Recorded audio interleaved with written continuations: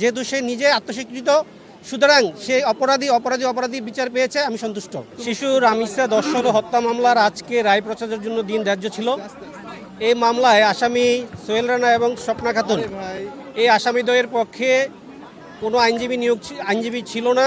এই আসামিদের বিরুদ্ধে যে বিচার কার্য অনুষ্ঠিত হয়েছে সেই বিচার কার্যে আসামিদের সর্বোচ্চ শাস্তি মৃত্যুদণ্ডের বিধান রয়েছে বিদায় এবং তাদের কোনো আইনজীবী ছিল না বিদায় বাংলাদেশ সরকার আমাকে এই আসামিদের পক্ষে আত্মপক্ষ সমর্থনমূলক কোনো বক্তব্য কিংবা কোনো ধরনের সাফাই সাক্ষী বা এই আদালতে বা রাষ্ট্রপক্ষের উপস্থাপিত সাক্ষীদেরকে জেরা করার জন্য একজন স্টেট ডিফেন্স লয়ার হিসেবে নিযুক্ত করেছে। বাংলাদেশ সরকারের এই নিয়োগ প্রাপ্ত হয়ে আমি গত 1/6/2026 থেকে আজকে পর্যন্ত আসামি পক্ষে আমার প্রতি অর্পিত যে দায়িত্বগুলো ছিল আমি সেগুলো পালন করার চেষ্টা করেছি। যেহেতু এই আসামি সোহেল রানা তার অপরাধ বিষয়ে ফৌজদারি কার্যবিধির 164 ধারায় স্বীকারোক্তিমূলক জবানবন্দি দিয়েছিল এবং এই মাননীয় ট্রাইব্যুনালে বিচার কার্য চলাকালীন সময় আসামিকে যে পরীক্ষা করার জন্য 342 স্টেজে একটা আত্মপ্রকাশ সমর্থনমূলক বক্তব্যের কথা বলা ছিল এবং কোনো সাফাই সাক্ষী দিবে কিনা সেই স্টেজে এসে এই আসামি সোহেল রানা নিজেকে দোষী দাবি করে আদালতের নিকট ক্ষমা প্রার্থনা করেছেন।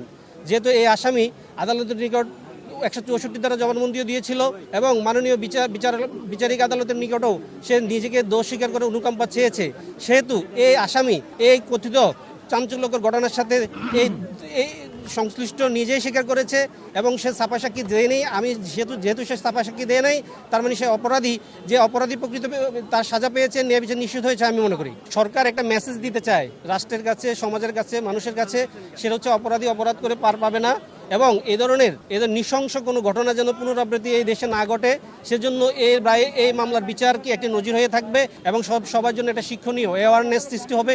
নিশ্চয় মানুষ মনে করবে যে অপরাধ করলে পার পাওয়া যাবে না।